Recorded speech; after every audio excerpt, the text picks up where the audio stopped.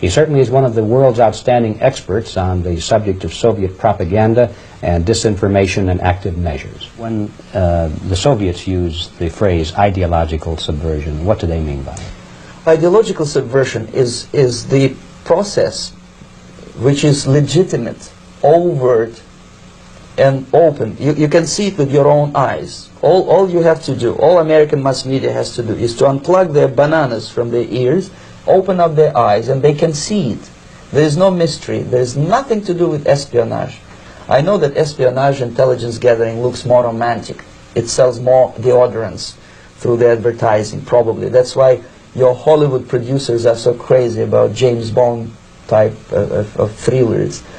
But in reality, the main emphasis of the KGB is not in the area of intelligence at all. According to my opinion and opinion of many defectors of my caliber, only about 15% of time, money, and manpower is spent on espionage as such. The other 85% is a slow process which we call either ideological subversion or active measures, активные мероприятия in the language of the KGB, or psychological warfare. What it basically means is to change the perception of reality of every American to such an extent that despite of the abundance of information, no one is able to come to sensible conclusions in the interests of defending themselves, their families, their community, and their country. It's a great brainwashing process which goes very slow, and it's divided in 4 basic stages. The first one being demoralization. It takes from 15 to 20 years to demoralize a nation. Why that many years?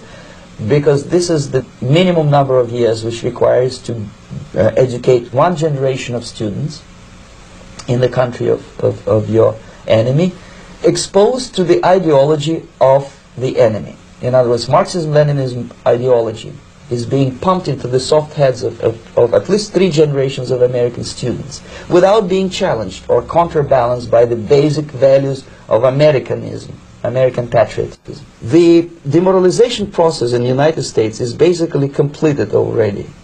For the last 25 years. Actually, it's overfulfilled, because demoralization now reaches such areas where previously not even Comrade Andropov and all his experts would even dream of such a tremendous success. Most of it is done by Americans to Americans, thanks to lack of moral standards. As I mentioned before, exposure to true information does not matter anymore. A person who was demoralized is unable to assess true information. The facts tell nothing to him. Even if I shower him with information, with authentic proof, with documents, with pictures, even if I take him by force to the Soviet Union and show him concentration camp, he will refuse to believe it until he is going to receive a kick in his fat bottom. When a military boot crashes then he will understand, but not before that. That's the tragic of the situation of demoralization. So the next stage is destabilization. This time, subverter does not care about your ideas and the patterns of your consumption. Whether you eat junk food and get fat and flabby, doesn't matter anymore. This time, and it takes only from 2 to 5 years to destabilize a nation, what matters is essentials: economy, foreign relations, defense systems.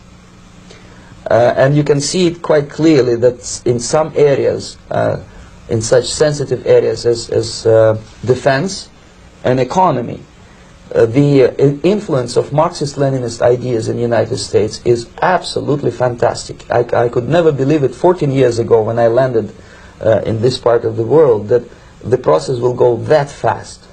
The next stage, of course, is crisis. It may take only up to 6 weeks to bring a country to the verge of crisis. You can see it in Central America now. And after crisis, with a violent change of power, structure, and economy, you have so-called the period of normalization. It may last indefinitely. Normalization is a cynical expression borrowed from Soviet propaganda. When the Soviet tanks moved into Czechoslovakia in '68, Comrade Brezhnev said, "Now the situation in brotherly Czechoslovakia is normalized." This is what will happen in the United States if you allow all these schmucks to bring the country to crisis, to promise people all kind of goodies and the paradise on earth, to destabilize your economy, to eliminate the principle of free market competition, and to put a big brother government in Washington, D.C., with benevolent dictators like Walter Mondale, who will promise lots of things, never mind whether the promises are fulfillable or not. Your leftists in the United States, all these professors and all these beautiful civil rights defenders, they are instrumental in the process of the subversion only to destabilize the nation. When their job is completed, they are not needed anymore. They know too much. Some of them, when they get disillusioned, when they see that Marxist-Leninists come to power, obviously they get offended. They think that they will come to power. That will never happen, of course. They will be lined up against the wall and shot. But they may turn into the most bitter enemies of Marxist-Leninists when they come to power. And that's what happened in Nicaragua. You remember most of these former Marxist-Leninists were either put to prison or one of them split, and now he's working against Sandinistas. It happened in Grenada when Maurice Bishop was already a Marxist. He was executed by a new Marxist who was more Marxist than this Marxist. Same happened in Afghanistan when first there was Taraki, he was killed by Amin, then Amin was killed by Babrak Karmal with the help of KGB. Same happened in Bangladesh when Mujibur Rahman, very pro-Soviet leftist, was assassinated by his own Marxist-Leninist military comrades. It's the same pattern everywhere. It's divided in four basic stages: demoralization, destabilization, crisis, normalization. They will be lined up against the wall and shot,